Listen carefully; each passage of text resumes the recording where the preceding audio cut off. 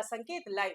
नई दिल्ली से आई एक खबर ने एक बार फिर देश के न्यायिक विवेक, नागरिक स्वतंत्रता और आतंकवाद कानूनों के इस्तेमाल पर बहस छेड़ दी है। सुप्रीम कोर्ट ने 2020 दिल्ली सांप्रदायिक हिंसा से जुड़ी कथित बड़ी साजिश के मामले में 5 साल से अधिक समय से जेल में बंद उमर खालिद और शर्जील इमाम की जमानत याचिका खारिज कर दी है। जबकि इसी मामले में आरोपित गुलफिशा फातिमा, मीरान हैदर, शिफाउर रहमान, शादाब अहमद और मोहम्मद सलीम खान को जमानत दे दी गई है। शीर्ष अदालत ने साफ कहा कि सभी आरोपियों की भूमिका समान नहीं है और हर आवेदन का अलग अलग आकलन होना चाहिए।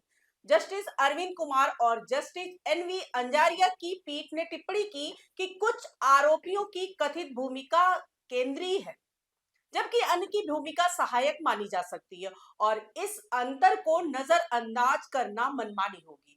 अदालत ने यह भी कहा कि रिकॉर्ड पर मौजूद सामग्री से उमर खालिद और शर्जील इमाम के विरुद्ध प्रथम दृष्टया मामला बनता है, इसलिए इस चरण पर उन्हें जमानत देना उचित नहीं है।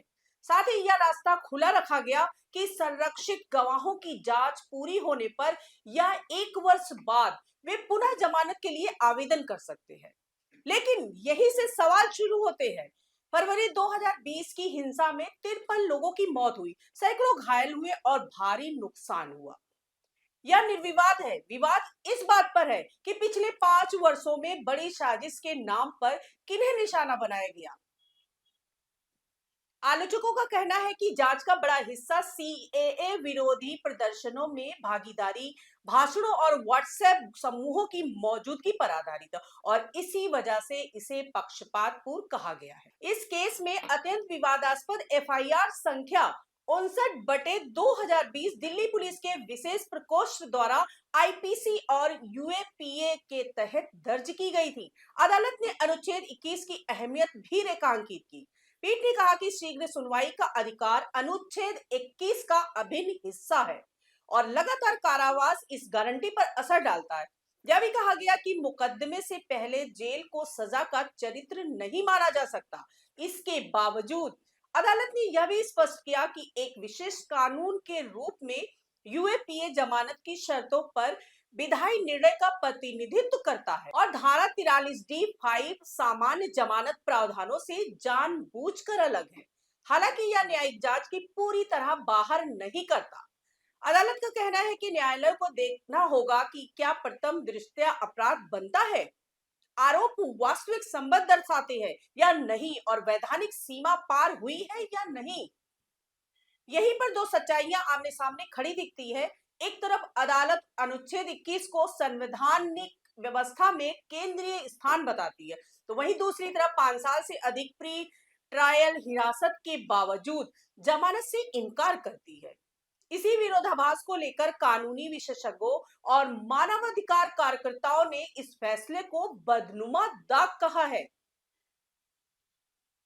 पिछले सप्ताह अमेरिकी सांसदों के एक समूह ने भी उमर खालिद की लंबी प्री ट्रायल हिरासत पर चिंता जताते हुए भारतीय राजदूत को पत्र लिखा था, जो बताता है कि यह मामला अब वैश्विक निगाहों में है। दिल्ली हाईकोर्ट पहले ही 2 सितंबर 2025 को जमानत से इनकार कर चुका था और सुप्रीम कोर्ट ने अब वही रुख बरकरार रखा है। हालांकि अन्य 6 आरोपियों को राहत दी गई है। अदालत ने ट्रायल कोर्ट को निर्देश दिया है कि संरक्षित गवाहों की जांच बिना देरी के आगे बढ़े और मुकदमे को अनावश्यक रूप से लंबा न खींचा जाए। सवाल ये है कि क्या यह निर्देश जमीन पर तेजी से लागू होंगे या फिर न्याय की रफ्तार वही रहेगी, जिसमें पहले जेल और बाद में फैसला आता है।